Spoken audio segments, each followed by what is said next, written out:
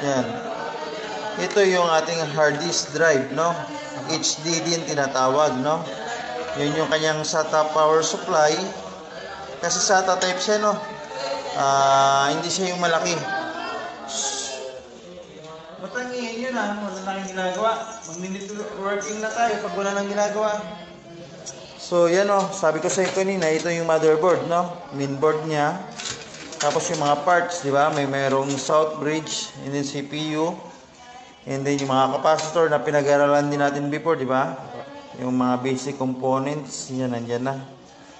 And then, may mga connectors tayo dyan. No? So, unang-una itong connectors ng ating, ito, tawag dito, ilang piraso to? 2, 4, 6, 8, 10, 12, 14, 16, 18, 20, 22, 24 pins, no? ATX, no?